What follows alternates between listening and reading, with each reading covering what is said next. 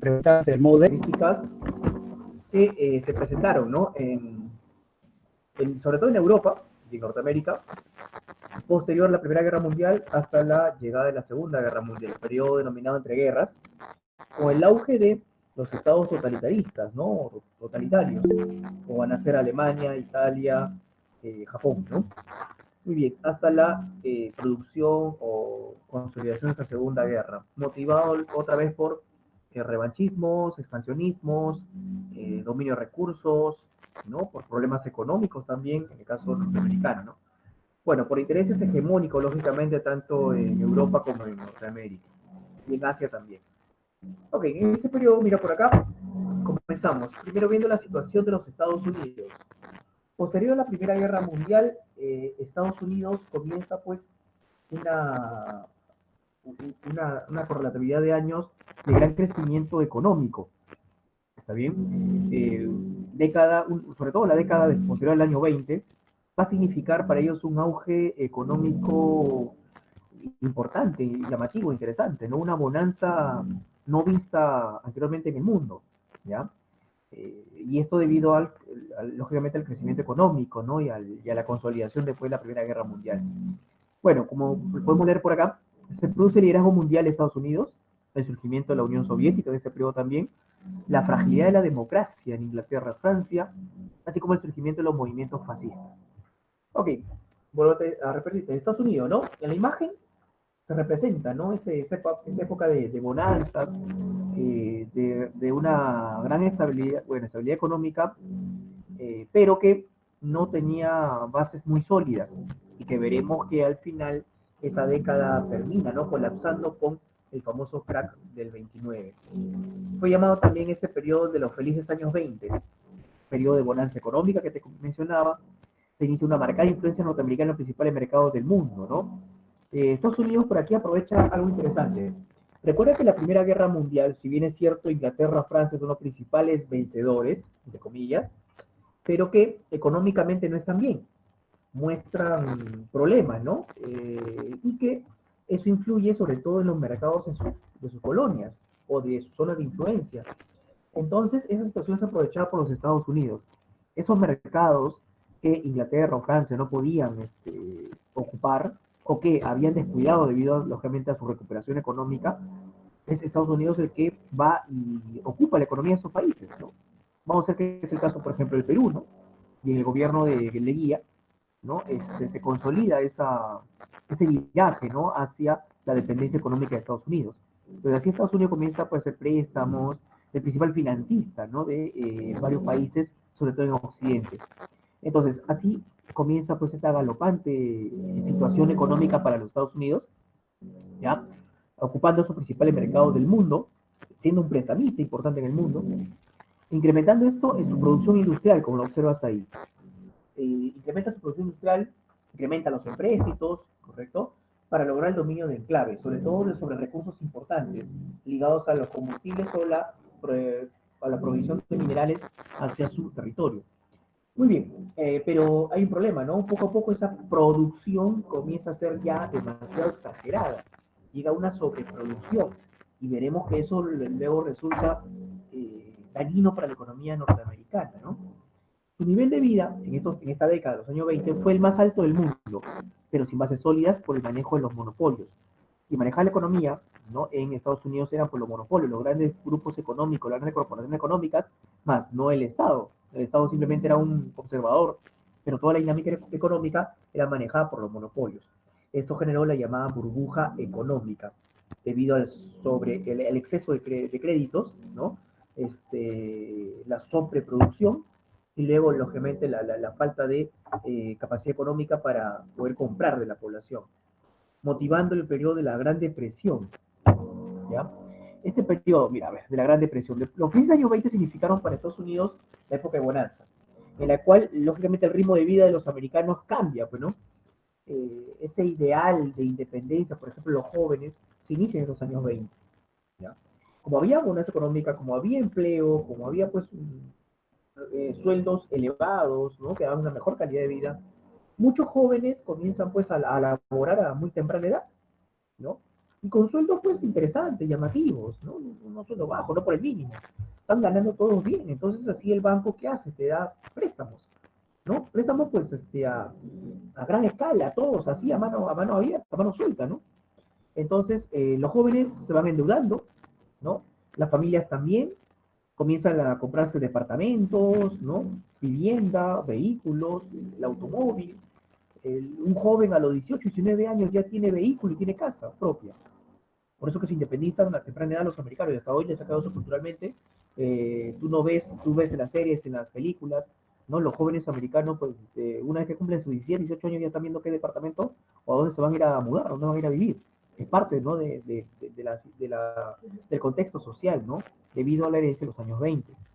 Entonces ya tienen que tener auto, todos tienen auto, ¿no? Ahí muy pocos usan transporte público. Entonces, allá, por ejemplo, en Estados Unidos no te sale a cuenta tener tu combi, no sirve. La gente tiene su vehículo particular. Bueno, entonces, eso es herencia de esta década de los 20, pero hay un problema. Claro, eso es mientras que tú piensas que vas a ganar ese sueldo muy llamativo con el cual entras a trabajar. Pero ¿qué pasa después de ciertos años?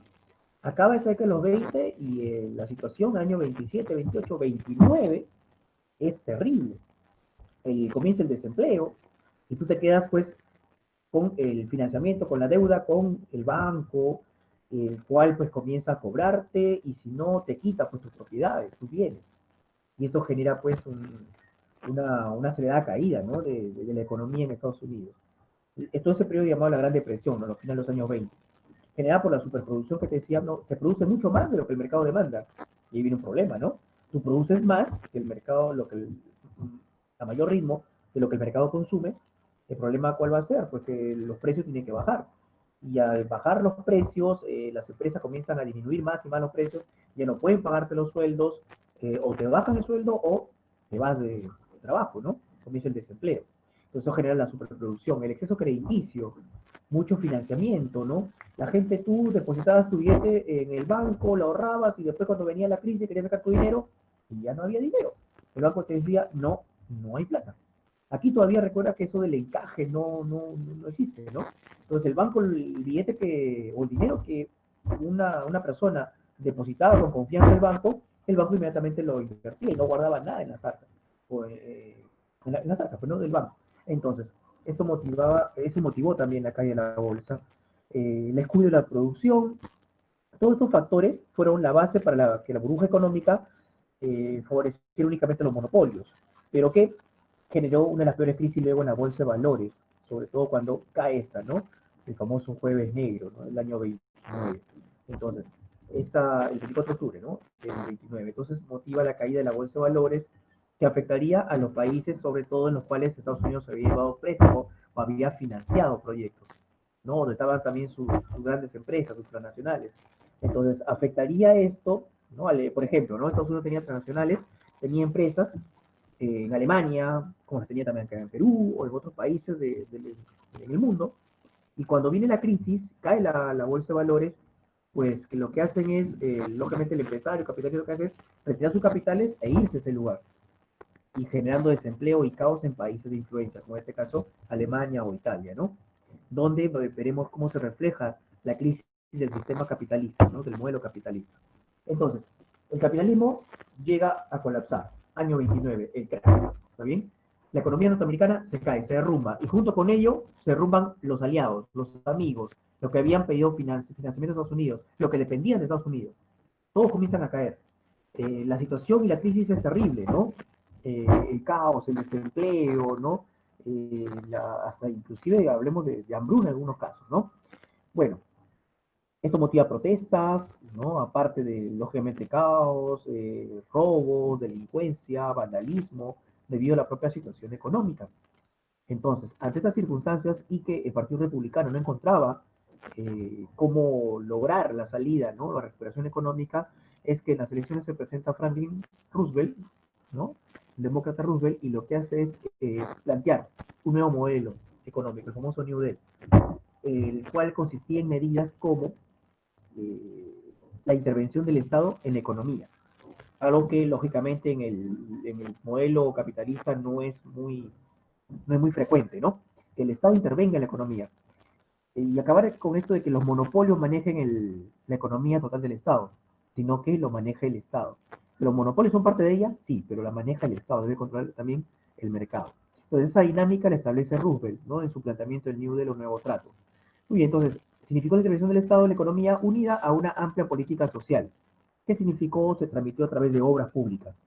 Estas medidas asistencialistas generaron empleos temporales para justamente reactivar la economía, como las grandes construcciones de grandes obras públicas, la protección de obreros y campesinos, dándoles subsidios, lógicamente, ¿no? También parte de dinero, aumento de salario, la reducción de las horas de trabajo, facilitó a los desempleados recursos para mantener el poder de compra, ¿no? Nuestra política tenía un objetivo, de que el ciudadano norteamericano pudiera comprar, no dejara de comprar.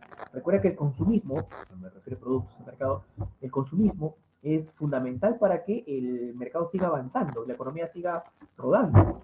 ¿Ya? Y eso lo hemos visto acá, ¿no? Con esta situación actual en la economía nuestra, ¿no?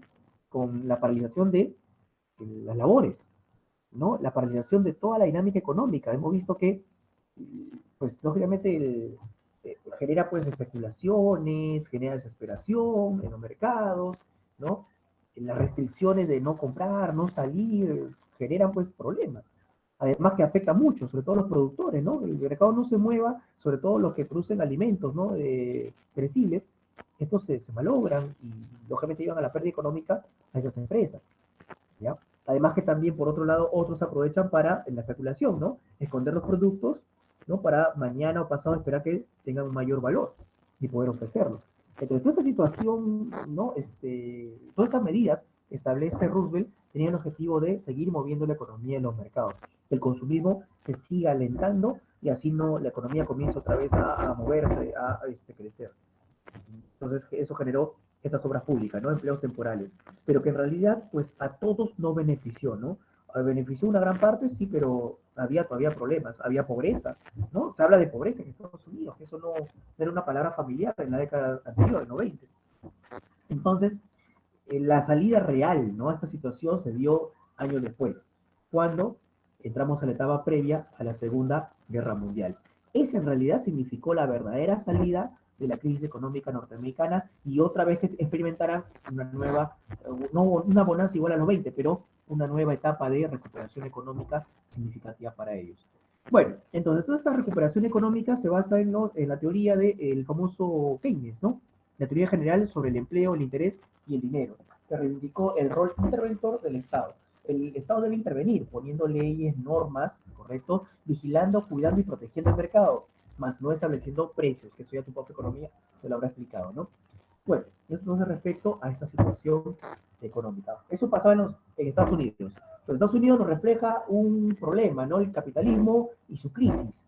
Y lógicamente su reacción es el rechazo a estas medidas capitalistas. El capitalismo no es perfecto, se va a caer en cualquier momento, que muestra problemas. Ante ello, nacen, lógicamente, tendencias ideológicas y políticas opuestas al capitalismo. Y eso se dio en Rusia, ¿correcto? Durante la famosa Revolución Rusa.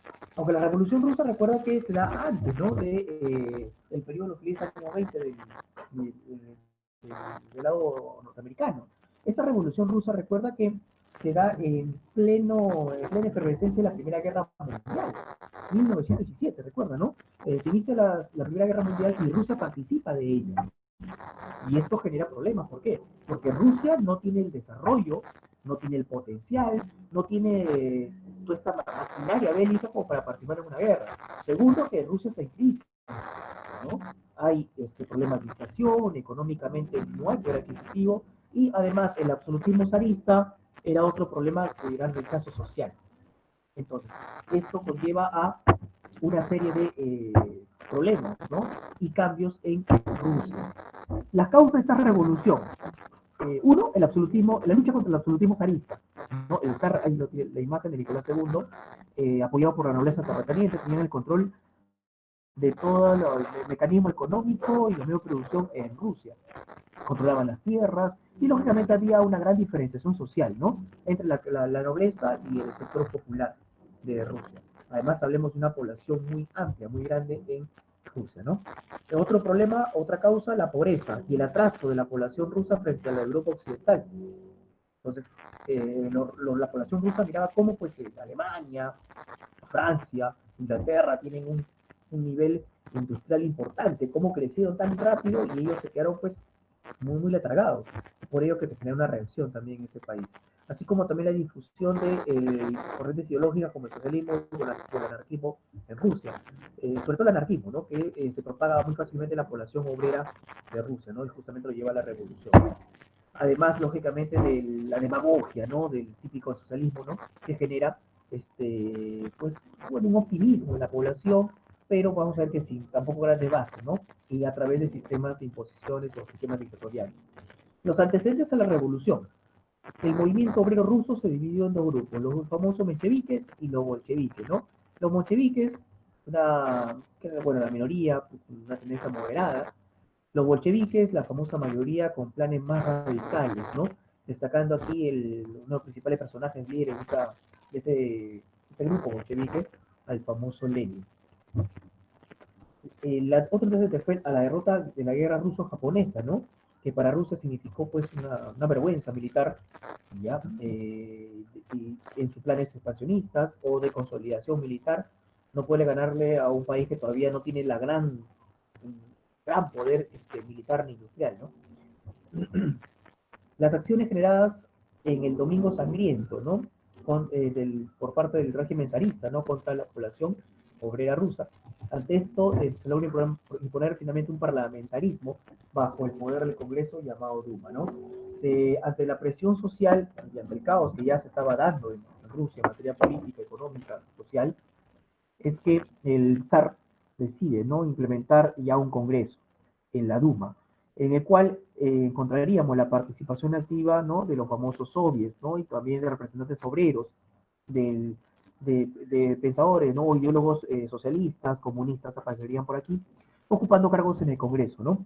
Muy bien, entonces se organizan los soviets, los consejos de obreros, formados por obreros, soldados y campesinos, ¿no? Como lo ves ahí en la imagen, ¿ya? El soldado, ¿no? Al frente, pero apoyado por el campesino y el obrero, y justamente el símbolo del martillo que representa el instrumento de el obrero, ¿no? Y las herramientas, importantes tanto en el obrero como en el campesino, ¿no? Bueno, entonces, esto se observa en Rusia, ¿no? El proceso de la revolución. Recuerda que primero, 1917, se da la revolución de febrero, ¿ya? Como principal personaje aquí, líder, ¿no? Del sector menchevique, teníamos el famoso Alexander Kerensky. Se inició esta revolución en Petrogrado, 1917, por las derrotas ante Alemania, cae el zarismo y se instala un gobierno provisional, la famosa Duma que ya comentábamos, ¿no? Y aquí sí lo que se está pidiendo y la gente exige principalmente es que Rusia salga de la Primera Guerra Mundial, que ya no participe, porque eso generaba mayor gasto económico y no está Rusia para esos gastos, ¿no? Estamos atrasados, no tenemos herramientas, instrumentos, no hay desarrollo, la economía está endeble, frágil y todavía estamos gastando en una guerra, ¿no? Entrando en una guerra. Eso es lo que reclamaba la población al gobierno. Pero Kerensky, a pesar de llegar bajo esa idea, ¿no? De que sacar a Rusia de la guerra, sigue participando en la Primera Guerra Mundial. Es por eso que luego se da una segunda etapa de la revolución, la de octubre, ¿no? Entonces el apoyo de Rusia en la Gran Guerra trajo reacciones contrarias a los bolcheviques, y así los bolcheviques entonces deciden tomar el poder en la famosa revolución de octubre. Los soviets se sublevaron y tomaron el poder bajo la dirección de los bolcheviques, liderados por el principal personaje, Lenin, quien se basó en la tesis de Abril, correcto, que se proponía, ¿no? Primero la salida de cualquier forma de participación de Rusia en la Primera Guerra Mundial, para, lógicamente, lograr ya un mayor desarrollo. Primero una estabilidad económica y un desarrollo de Rusia, ¿no? Se aplicaron medidas anticapitalistas, ¿ya? Aquí sí ya, como líder del partido o de la población obrera, ya de los partidos obreros y de tendencia socialista comunista, lo que hace Lenin es establecer una lucha frontal, económicamente hablando, contra el sistema capitalista, ¿no? Entonces a eso él denomina, o va a ser denominado posteriormente, comunismo de guerra, el enfrentamiento a las medidas capitalistas. Ese comunismo de guerra consistió en la nacionalización de tierras, bancos e industrias, ¿ya? Es decir, nacionalizar o estatizar, como algunos lo llaman así, estatizar todos los medios de producción, ¿no? Las tierras bajo el control del Estado ruso, así como también la banca, ¿no? Para controlar el sistema financiero.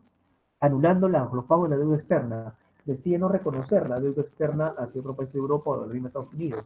Entonces, en eso consistió sus medidas comunistas, ¿no? El llamado comunismo de guerra, todo el enfrentamiento al modelo económico capitalista. Muy bien.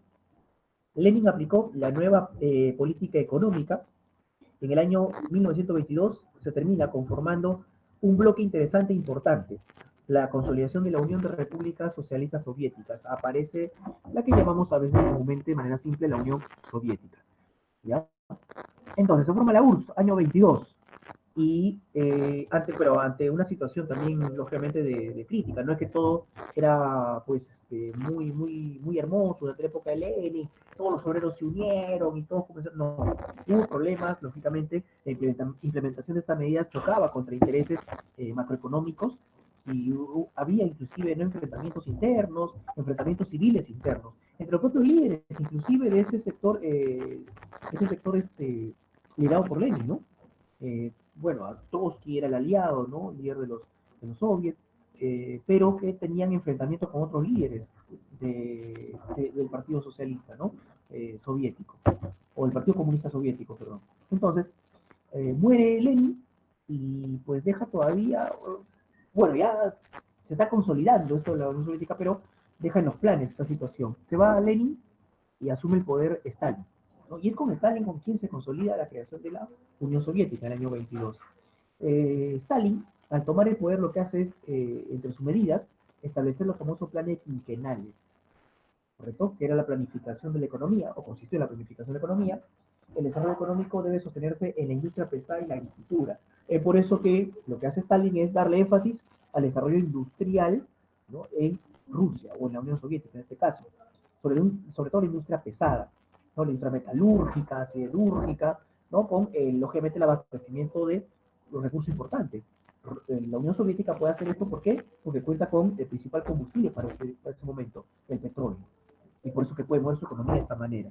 Bueno, fue suspendido el NEP, se aplican planes precisos cada 5 años, por eso la denominación de los planes quinquenales, ¿no? Ver el avance de estos planes cada 5 años, que se materialice, ¿no?, en la sociedad soviética, ¿no? Y se observó, ¿no? Lógicamente se fue observando esta industrialización de la Unión Soviética. Bueno, consecuencias, desarrollo industrial pesado y militar de la Unión Soviética. Y tenemos otra gran potencia, entonces ahora sí en Europa. Finalmente la Unión Soviética se pone a la par de Alemania, Inglaterra, Francia. Aunque lógicamente, producto de esta situación, se retardó un poco en comparación con el desarrollo industrial inglés y francés, ¿no? Y también con el desarrollo militar luego de Alemania. Bueno, pero logra finalmente el objetivo de Stalin, ¿no?, de llevar y consolidar a la Unión Soviética como una potencia militar, como una potencia industrial. Ah, y ojo, económicamente estamos hablando de economía creciente y que está estable, ¿no? Ya cuando estamos pasando los años 20, ¿ya?, llegando a los años 30, esta economía comunista, socialista, esta economía tiene pues estabilidad, a diferencia de lo que vamos a ver en el año 29 en el lado occidental, ¿no?, con el capitalismo y su crisis. Entonces, vamos a ver que en los países afectados por la crisis del capitalismo, hay muchos países en realidad del mundo, inclusive acá en el mismo Perú, muchos sectores ideológicos, ¿no?, profesionales, políticos, comienzan a acercarse a estas ideas, a abrazar las ideas comunistas, ¿correcto? Debido lógicamente al fracaso del capitalismo. Y ven que el comunismo sí está avanzando, sí está creciendo, económicamente se mantiene, ¿no? Que lo logra Stalin, que Stalin está llevando, ¿no?, a través de ese comunismo, está llevando pues a la industrialización a la Unión Soviética. Y bueno, muchos comienzan a abrazar esas ideas y a pedirlas también en otros países del mundo. Y comienzan también a darse pues la aparición de estos sectores o grupos políticos con estas ideas, ¿no?, tendencias ideológicas. Muy bien, lógicamente, si nace un grupo comunista, ¿no?, con ideas, lógicamente, que defienden, entre comillas, al sector obrero, ¿no?, al campesino, ¿no?, al sector más desposeído, eso genera reacción, eso tiene que tener oposición. Y la oposición va a darse en países manejados por la ultraderecha, que la ultraderecha va a financiar ante la amenaza de la expansión del comunismo, ¿no? Esa ultraderecha va a financiar por ello la aparición de los estados fascistas, ¿no? Aparece el fascismo como una reacción contra el avance del comunismo, que se ve como una amenaza económicamente hablando. El capitalismo democrático falló, bueno, por así llamarlo, democrático falló, pero el comunismo sigue creciendo y es una ola que se va expandiendo manejado por obreros y campesinos. Lógicamente, pues, fue una reacción. Y así la ultraderecha, en países como Alemania, Italia y otros más, van a financiar la aparición del fascismo. La Unión Soviética se consolida no solamente en materia industrial, sino territorialmente, abarcando gran parte de la Europa oriental, ¿no? Inicialmente, y ahí lo tienes por los colores, diferencia, ¿no? Como progresivamente entre los años 22 o 23 hasta el año casi 40, se dan las alianzas políticas y las anexiones, ¿no? Territoriales hacia la famosa Unión Soviética, iniciada por la Federación Rusa, ¿no? Pero que luego veríamos en los años siguientes la anexión de Estonia, Letonia, Lituania, Moldavia, parte de Ucrania. Bueno, en realidad los tres estados más grandes, recuerdan, eran Bielorrusia, Ucrania y la Federación Rusa, que inician este proyecto de la Unión Soviética. Luego se va anexando, como te dije, Estonia, Letonia, Lituania, Moldavia, Armenia, Georgia, Azerbaiyán, Turkmenistán, Kazajstán, Uzbekistán, ¿no? Kirguistán, Tayikistán, se van anexando a esta amplio dominio de la Unión Soviética. Gran parte de Europa y todo es oriental, ¿no? Colindando con la región de Asia Central también, es donde se expande la Unión Soviética y lógicamente esto beneficia a los soviéticos, sí, ¿en qué? Bueno, la provisión de recursos minerales, ¿no? Por ejemplo. ¿Ya? Entonces, eso respecto a la consolidación territorial de la Unión Soviética. Y esto nos lleva hacia la aparición de lo que te decía un momento, los estados fascistas, ¿no? Financiados por la ultraderecha, dictaduras que aparecerían financiadas, propiciadas e impulsadas por la ultraderecha en estos respectivos países. ¿Ya? Agrupaciones burguesas que buscaron limitar los avances de las organizaciones obreras, consolidaron su poder debido al desprestigio de los partidos liberales, que eran los capitalistas, y los socialdemócratas, afectados por los efectos del crack del 29. Entonces así veríamos la participación y la aparición de estos estados fascistas, ¿no? Y veremos el caso de Italia, Alemania, España, los más importantes o significativos, ¿no? La aparición del fascismo en Italia, liderado por el famoso Benito Mussolini en el año 22, el nazismo en Alemania, liderado por el famoso Adolfo Hitler, ¿no? El cual termina a consolidar su dictadura, ¿no? En el año 1934, el falangismo en España, ¿no? Liderado por Francisco Franco, que también logra imponerse, ¿no? A final del año 39 y establecer su dictadura, ¿no? De ultraderecha. Muy bien, hasta ahí entonces la aparición de los fascistas, y vamos a ver cómo estos fascistas nos van a llevar luego a la consolidación de la Segunda Guerra Mundial, que el profe seguirá explicándonos. Ok, José, ¿estás por ahí? Sí, profesor Víctor, ¿se escucha? Bueno, yo sí te escucho ahorita. Ya, joven, entonces yo voy a proceder a la segunda parte. Profe, compartimos pantalla.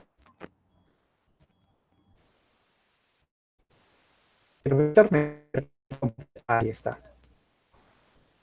Bien, joven. Entonces, vamos con la segunda. Profe Víctor, si está en interrupción de sonido, como por favor, ¿sí? Ya, te aviso. Sí, por momentos se Perfecto. entrecorta. A ver, pero Entonces, te escuchamos, ¿ya? En este caso te aviso. perfecto. Gracias.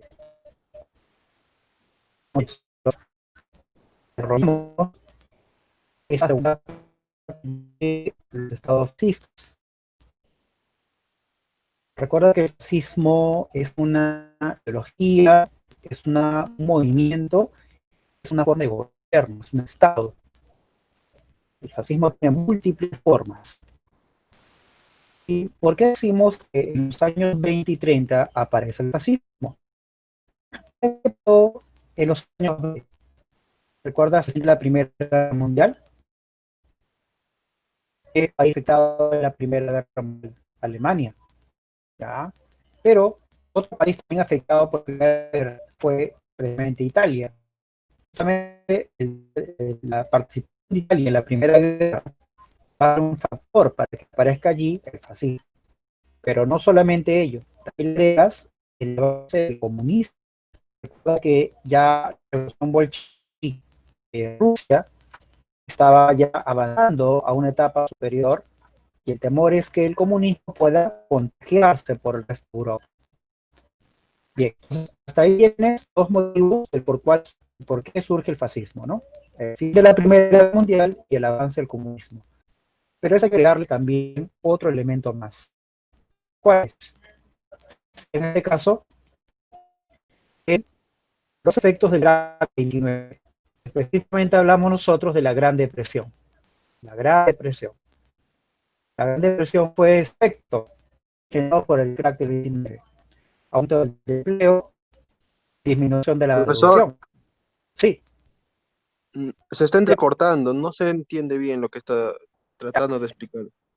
listo. En todo caso, usted puede hablar mientras yo no en el chat. Sí, sí, sí, un favor, sí, porque Sí, sí, por ya, rato se están recortando, por rato sí se escucha. Ya, continuamos con ya, ya, yo voy continuando hasta que veas tu la red. Ya, a ver. Deja compartir un rato, José, para poder compartir un rato mientras avanzas. Mientras avanzo, perdón.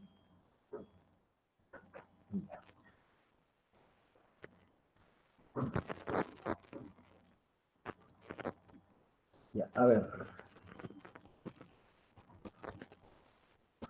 Ya, se observa mi pantalla, ¿no, chicos? Por favor, me avisan, ¿no? a ver si se puede ver la... Se observa, ya. Ok, entonces lo que el profe nos está explicando, ¿no? Cómo se da el avance de la aparición de la corriente fascista como reacción, como rechazo al avance comunista, que es lo que está explicando también, ¿no? Y lógicamente ante el fracaso del modelo capitalista norteamericano. Entonces, los efectos económicos en realidad van a determinar la aparición de estas corrientes ideológicas, de estas corrientes dictatoriales o totalitarias, ¿no? En realidad eran dictaduras, en realidad, como si tú lo ves, lo analizas, son dictaduras, dictadura de derecha, dictadura de izquierda, pero son dictaduras en sí. Bueno, te decía, ¿no? Mussolini la representa en Italia, logran tomar el poder junto con la agrupación, los famosos camisas negras, en la Gran Marcha a Roma el año 22, y donde la Iglesia Católica, lógicamente por intereses también políticos, lo que hace es aceptarla, ¿no? Y permitir, ¿no? Que Mussolini tome el control y el poder sobre Italia, ¿no? Ya lógicamente con el objetivo de proteger Roma, ¿no? Por parte de la Iglesia Católica. El Papa le da la bendición a Mussolini, ¿no? Para que pueda gobernar. En el caso de Alemania, Hitler toma el poder con el partido nazi, año 34 te decía, se consolida, ¿no? La presencia de el Führer, lo llamarían algunos, ¿no? Eliminando la oposición, ¿ya? Año 34. Para esto ya recuerda que previamente Hitler había manifestado abiertamente su rechazo a el famoso Tratado de Versalles, ¿no? En el cual él consideraba pues humillante las sanciones que le habían dado a Alemania, ¿correcto? Como limitarlo, ¿no? En materia militar, limitar su industria pesada, su industria militar sobre todo, ¿ya? El de prohibirle que formara ejércitos, lógicamente, y aparte la cesión de territorio, ¿no? Recuerda, los territorios de Alemania pasaron a posesión de Polonia para formar un nuevo estado, un nuevo país. Entonces, esta situación para él fue humillante, ¿no? Y que no eran aceptables. Por eso que él cuando llega al poder no desconoce los acuerdos de Versalles. Bueno, ya en su gobierno, recuerda que es electo canciller. Para esto había sido apresado Hitler. Recuerda que en la Primera Guerra Mundial participa, ¿no? Como un soldado más. Luego es apresado y él en prisión escribe su famosa obra, el Mein Kampf, ¿no? Su lucha, o mi lucha, ¿no? Le denominaba así, en la cual pues expone pues todo este ideal de crecimiento alemán, ¿no? Del expansionismo, del revanchismo, ¿no? De poder llevar a Alemania hacia una expansión en Europa, del rechazo total y pleno a las humillantes condiciones que se habían establecido en el Tratado de Versalles. Todo ello pues se refleja en esta obra y que va poco a poco a calar en la población, ¿no? Poco a poco este discurso, bueno, primero en la obra ya estuvo aceptación en ciertos sectores inclusive políticos, pero que luego, aprovechando su capacidad de oratoria, ¿no? De Hitler, esto comienza pues en las calles a difundirse. Comienza él, lógicamente, a tener cada vez más aceptación en el partido nazi, hasta tomar el liderazgo del partido y comenzar pues lo que él llamó su lucha, ¿no? Bueno, hasta convertirse en canciller. Luego, una vez tener control y el poder absoluto, ¿ya? Anexa Austria y el territorio de Checoslovaquia denominó los Sudetes, ¿ya? Pero finalmente toma todo Checoslovaquia, ¿no?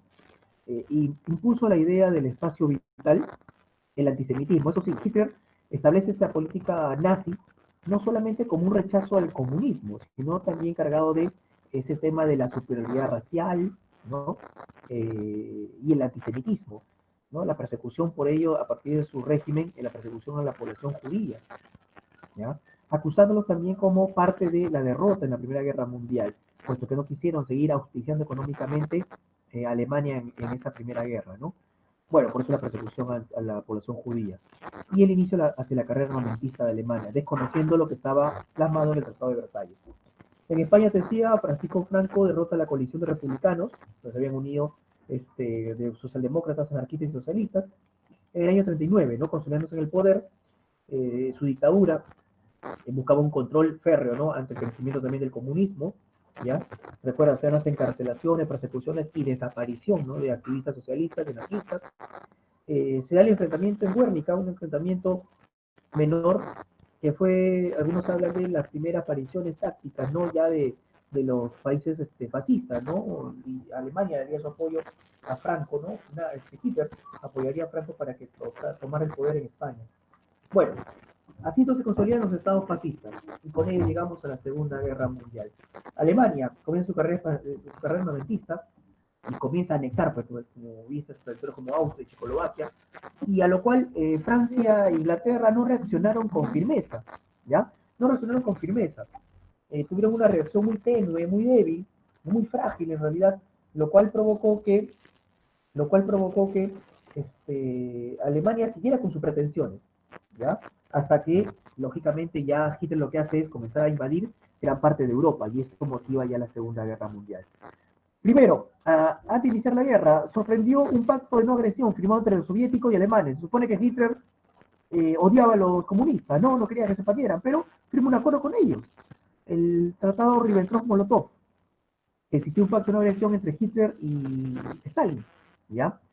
Bueno, algunos dicen que lo que hace Stalin es ganar tiempo, debido a que todavía está en proceso su desarrollo industrial bélico, no estaba todavía consolidado, terminado, y ante la amenaza, ¿no? De expansión alemana, bueno, pues había que prepararse, y para eso la Unión Soviética necesitaba un poco de tiempo más. Entonces, este tiempo lo gana a través de la firma de este acuerdo de no agresión con los alemanes. Y los alemanes, bueno, los soviéticos, Stalin la agarra y le da un poco de combustible a los alemanes. Combustible que sería importante para iniciar sus acciones bélicas en el lado occidental. Bueno, causas de la guerra. La política expansionista de los alemanes, de Italia también y de Japón, ¿correcto? El crack del 29, que facilitó los planes políticos de los grupos fascistas, ¿ya? El nacionalismo revanchista en Alemania, ¿no? La expansión de esta ideología chauvinista y del control, ¿no? De ser el eje principal en toda Europa, y el fracaso de la Sociedad de Naciones, que ya existía en teoría, en papel, pero nunca logró tener presencia diplomática para evitar este segundo enfrentamiento mundial. Se forman los bloques militares. Por un lado, el eje, liderado por Alemania, con Hitler, acompañado por Italia y Japón. Bueno, Japón se suma un poco después, ¿no? En las acciones militares en el Pacífico, junto a otros aliados menores, ¿no? Los países que logró anexar a Alemania en parte de Europa Oriental. Los aliados, el otro bloque por ahí liderado por Inglaterra, Francia, y al cual se integrarían posteriormente los soviéticos y Estados Unidos, ¿no? Profe, ¿y por qué en un mismo bando se iban a hacer aliados Estados Unidos y los soviéticos? También eran antagonistas, es más, con los ingleses, ¿no? Churchill también era anticomunismo y todo ello. Bueno, se tienen que aliar por intereses comunes, ¿no? Todavía entre ellos se veía un pacto de convivencia, pero con los alemanes no pues, se podía convivir, ¿no? Con esas políticas tan personalistas y tan peligrosas como la que establecía Hitler, ¿no? Entonces, por eso decidieron aliarse. Además que el interés territorial, ¿no? De los soviéticos por controlar la Europa Oriental y de los norteamericanos por evitar la expansión del comunismo, posteriormente lo que vemos en la Guerra Fría. Bueno, así forman los bloques. ¿Correcto? O sea, la amenaza más grande era Alemania. Ya ante esa amenaza, pues subieron estos países, ya sean antagónicos económicamente, pero salieron para frenar el avance alemán, gran amenaza en ese momento. La campaña comienza con la ofensiva del eje, ¿correcto? entre 1939 a 1942. Entre sus principales acciones militares, la primera, el famoso Blitzkrieg, o la Guerra Relámpago, ¿no? Esta guerra que se realizó por ser muy breve, rápida pero contundente, ¿no? Para intereses alemanes. La guerra se inicia con la invasión nazi a Polonia, reclamando el territorio como suyo. Recuerda, ¿no? Te acabo de decir que después de la Primera Guerra Mundial se forma Polonia con territorio que se le quita a los alemanes. ¿Ya? Entonces Alemania decide invadir Polonia y no solamente recuperar su territorio, sino avanzar más hacia el oriente. A esto reaccionan también los soviéticos. Recuerda que también los soviéticos invaden la otra mitad de Polonia. La invasión llega hasta los yacimientos luego de Noruega, ¿no? Los alemanes lo que Hitler lo que decide es invadir Noruega. El objetivo, pozos de petróleo, ¿no? Ante observar la debilidad del ejército rojo, ¿no? Por parte de los soviéticos, que decidieron también invadir Finlandia. La Unión Soviética lo que hace es mover sus fichas hacia Finlandia, pero no logra obtener éxito, ¿no? La guerra no fue importante, interesante. Entonces Hitler vio la debilidad de los soviéticos y él decide invadir la vecina de Finlandia, que en este caso fue Noruega, ¿no? Y apropiarse de los territorios o los yacimientos de petróleo importantes para ellos. Y parte también hegemónico del Mar del Norte, ¿no? De la invasión de los nazis hacia Francia, ¿correcto? Que fue el objetivo desde la Primera Guerra Mundial, recuerda, invadir París. ¿Ya? Ahora, aquí sí se consolida, aquí sí se da, y de manera rápida, contundente, logran ocupar París, tomar Francia, y luego vendría el proyecto ya de la invasión hacia Inglaterra, ¿no? Y veremos el enfrentamiento aéreo contra los ingleses. Se instaló el gobierno de la Vichy, ¿correcto? Denominado así un sector de Francia, liderado por el general Pétain. Te explico, repito, ¿no? Entonces, lo que hacen los alemanes es, ya, por Oriente, bueno, había el tratado de no agresión con los soviéticos, moviliza ejércitos, tropas hacia el oriente, pero todavía no ataca, ¿no? A donde se centran los ataques de los alemanes es a occidente, ¿ya? Ya observaste que invade Noruega, Alemania, aparte de haber regresado a Austria, invade Checoslovaquia, luego ataca Bélgica, invade Bélgica y de Bélgica uh, en pocos días invade Francia, ¿está bien? Y una parte de Francia sería tomada por los alemanes propiamente dicha, y la otra parte de la Alemania, la parte sur sobre todo de los alemanes, de la Francia, perdón, sería liderada o gobernada por el general Pétain, que sería un gobierno que va a colaborar con los intereses alemanes, ¿correcto? Va a colaborar con los intereses alemanes, pero no se va a consolidar, no va a ser propiamente dicho del dominio alemán, pero sí va a colaborar. A esto reacciona el general Charles de Gaulle, y de Gaulle lo que hace es oponerse, ¿no?, al régimen de Pétain, y lógicamente iniciar la resistencia contra la invasión alemana, ¿no? Y Charles de Gaulle lógicamente recibe el apoyo de los ingleses, ¿no? Mientras tanto, el bombardeo de Inglaterra, ¿ya? El bombardeo de Inglaterra, donde se va a dar la operación León Marino, ya donde se van a enfrentar la Royal Air Force, ¿no? La RAF los británicos, contra la Luftwaffe, ¿no? Que era la Fuerza Aérea Alemana. Una operación bélica aérea interesante, muy llamativa, una gran participación, gran cantidad también de naves militares, ¿no?, de bombarderos. Sobre todo los alemanes se dedican a bombardear gran parte de Inglaterra, Londres principalmente, las principales ciudades son bombardeadas por los alemanes. Inglaterra se dedicó más que a buscar un triunfo contra los alemanes, a resistir, ¿no?, y evitar la invasión alemana. Entonces, en eso consistió la campaña liderada por Churchill, ¿correcto? Los ingleses en realidad resistieron esta campaña y evitaron la invasión, como ya había pasado con los franceses. Claro, Francia era más fácil tomarla porque colindaba pues, con territorio alemán. En cambio, en el caso de Inglaterra, pues recuerda que no está conectada al continente, es una isla gigante, entonces era más difícil tomarla, ¿no? Porque entonces era la vía aérea la mejor vía y también bombardearla por vía marítima. Otra campaña que desarrolla por acá el Africa Corps. En el norte de África, los alemanes buscan tomar el control del norte de África con un interés común, el petróleo, y sobre todo tomar el canal de Suez. Recuerda, el canal de Suez es importante porque es la puerta de entrada y salida del petróleo que viene del Medio Oriente, ¿ya? Entonces la campaña sobre Egipto era importante. Bueno, el objetivo fue llegar para dominar las zonas petroleras del cercano Oriente. Esta campaña era Erwin Rommel, ¿no? El Africa Corps. Ok, ante la demora, ¿no?, de la toma de este importante recurso, el petróleo en África, ante el letargo, ¿no?, de la campaña militar, es que Alemania decide, pues, Hitler decide acelerar el proceso y decide entonces la invasión a la Unión Soviética. ¿ya? Es decir, ya manda el tacho el acuerdo Ribbentrop-Molotov, ¿ya? Para decir atacar a los soviéticos ahora sí. Entonces ahora sí sale el enfrentamiento entre Hitler y Stalin, ¿correcto? Hitler lo que hace es cercar, ¿no? Gran parte de Rusia, e iniciar la campaña, ¿no? La operación hacia la operación Barbarroja, que tenía como objetivo ocupar tres flancos, ¿no? Moscú, Petrogrado y Stalingrado. Aunque Moscú no se pudo, entonces las tropas son movilizadas luego para atacar Stalingrado, ¿no? Para así hacerle daño a Stalin. Pero al final recuerda que el invierno, el crudo invierno, motivó el retroceso de los alemanes y la caída de ellos, ¿no? Y lógicamente ahí que los soviéticos comenzaron recién a avanzar, ¿no? En la contraofensiva soviética contra los alemanes. Ok. El otro hecho también por acá, en la ofensiva del eje, está el ataque a Pearl Harbor, ¿no? Estados Unidos disputa con Japón el control geopolítico del Pacífico Sur. ¿Ya? Los japoneses, recuerda, inician la campaña de Asia para los asiáticos. Asia, recuerda, gran parte de Asia estaba bajo el dominio colonial tanto de franceses, de ingleses y otros más. Y Japón comienza a enarbolar la bandera, ¿no? Y el discurso de que Asia debe ser para los asiáticos. Y una especie de héroe, ¿no? Asiático Japón decide ocupar territorios para liberarlo de ese antiguo coloniaje, sobre todo de Inglaterra y Francia, ¿ya? Como aliados a los alemanes. Y entonces, por el control del Pacífico, los japoneses comienzan a establecer bases en toda la parte de la cuenca del Pacífico, ¿ya? Ocuparon territorios, ¿no? Como tenían las actuales Coreas, ¿no? La península Indochina, entre otros territorios más, lo cual es por Estados Unidos condenado. Y Estados Unidos lo que sí es bloquear, ¿no?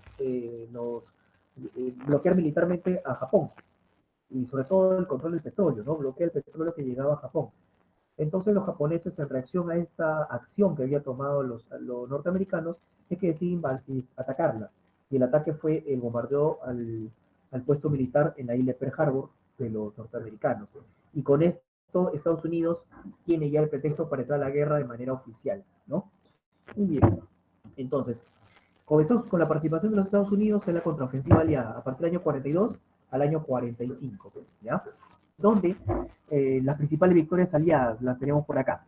Primero, la victoria en Stalingrado. Te decía, ¿no? Los alemanes deciden en la Operación Barbarroja ir y atacar la Unión Soviética, ¿no? No se logra el objetivo, Moscú no es atacada, no es ocupada, se quedan cerca de Moscú, pero luego Hitler ordena que se mejor se ataque Stalingrado, ya para hacerle mayor daño a justamente Stalin, pero no lo logran debido al crudo invierno, ¿no? Fracasan los alemanes, los nazis van a ser derrotados y luego expulsados en torno a las acciones del Plan Urano por parte de los soviéticos, los cuales, una vez derrotados los alemanes en territorio soviético, retrocederían, ¿no? Y los alemanes avanzarían hacia no solamente Polonia, sino a territorio alemán e invaden justamente Berlín, mientras que los aliados atacarían por el lado occidental también a los alemanes, ¿no? Bueno, recuerda que esto no fue una campaña rápida, fue progresiva el ataque y la invasión hacia Alemania. La campaña en Alemania, o Alamein, en Egipto, es la derrota de Rommel, ¿no? Del alemán Rommel, y los aliados comienzan a recuperar, sobre todo Francia e Inglaterra recuperan el norte de África, y acá es importante proteger los pozos de petróleo, ¿no? Así como el canal de Suez. Entonces, finalmente los alemanes son expulsados, se recupera toda la cuenca de África en el mar Mediterráneo, y esto justamente posibilitaba, ¿no? Las condiciones más favorables para que se pudiera llegar hacia las costas, ¿no? Del sur de Europa, sobre todo las costas italianas, para invadir justamente Italia, ¿no? Y sacar a Mussolini del poder, y luego la recuperación de Francia, ¿no? En las costas también del sur, en el mar Mediterráneo. Ya justamente esta campaña de Alemania es importante, ¿no? Recuperación del norte de África, porque con eso se genera el retroceso de los alemanes y se favorecería la navegación en el mar Mediterráneo para luego recuperar Francia y también invadir Italia, ¿no? El combate Midway es la reacción de los norteamericanos contra los japoneses debido al bombardeo de Pearl Harbor. La respuesta de la Armada norteamericana fue bombardear Midway, ¿no? Y aquí atacar a la Armada japonesa, ¿está bien? Los principales portaaviones japoneses fueron aquí eliminados y con ello Japón comenzaría a pasar también ya a la defensiva, ¿correcto? Lo que le queda a Japón posteriormente es atacar a través de los famosos kamikazes, ¿no? Bueno, una vez dada esta situación y ya las derrotas consecutivas del ejército alemán y del ejército italiano, Hitler pasa a retroceder nada más, a defender sus territorios y las derrotas van siendo muy abrumadoras, lo cual hace que Hitler decida iniciar la llamada campaña de la solución final, que consistió en el exterminio de la población judía ubicados en los famosos campos de concentración, ¿no? Ahí principalmente habían judíos, pero también habían lógicamente rusos, ¿no? O checos, o otro tipo de, bueno, diferentes nacionalidades en realidad, que fueron capturados por las cuestiones políticas, ideológicas, y bueno, los judíos por el tema étnico, ¿no? Bueno, el exterminio de los judíos se aplicó en todo el campo de concentración, sobre todo en los campos de Auschwitz y Survivor, ¿no? Esto fue denominado el Holocausto judío, ¿no? Bueno, en medio de estas campañas, correcto, ya con la avanzada, ¿no? De la contraofensiva aliada, es que se reúnen los tres principales personajes de esta guerra, los tres principales líderes, ¿no? Roosevelt del lado norteamericano, Stalin, ¿no? Del lado soviético, y Churchill, ¿no? De Inglaterra. Se reúnen para establecer ¿no? Consolidar la campaña ya y al ataque definitivo a territorio alemán, ¿no? Y la recuperación lógicamente de Francia era lo que más le preocupaba a los tres. Recuperar Francia, que era el aliado más importante, y el ataque sobre Alemania. Y además se establece la base para la creación de las Naciones Unidas, con el objetivo de evitar un nuevo enfrentamiento bélico de esta magnitud, una tercera guerra mundial. Bueno, hasta aquí todavía ya Roosevelt participa en estas conferencias, pero recuerda que ya de salud Roosevelt comienza a decaer, tiene problemas de salud, ¿no? Recuerda que pierde la movilidad de las piernas pues, por el tema de la polio. Bueno, los aliados entonces invaden Italia para deponer a Mussolini, lo logran, pero luego Mussolini retorna con el último apoyo nazi para retomar el poder de Italia. Finalmente el Duce es capturado, ¿no? Y ejecutado el 28 de abril de 1945, ¿no? Donde ya Italia definitivamente sale de este evento de la guerra, ¿ya? Y el objetivo solamente es recuperar Francia. La recuperación de Francia sea el famoso día D, ¿no? El desembarco en Normandía, como te dije, ¿no? Ya recuperados esta parte del Mediterráneo, la parte del Mar del Norte, ¿no? En esta cuenca del Atlántico, es que los aliados logran, ¿no? La ocupación justamente del territorio francés, ¿ya? En la operación en la playa de Normandía, con una gran movilización de tropas, de portaaviones, bueno, de embarcaciones de gran escala, se establecen inclusive puertos artificiales, ¿no? Cerca de la playa de Normandía para el desembarco y la llegada de las fuerzas terrestres hacia esta playa que estaban ocupadas y protegidas por los alemanes, ¿no? Con eso se inicia el retroceso alemán, finalmente se recupera París, se recupera Francia, y posterior a esto, ya con la recuperación de Francia, se da la conferencia de Yalta, en territorio soviético. Se vuelven a reunir los tres grandes, ¿correcto?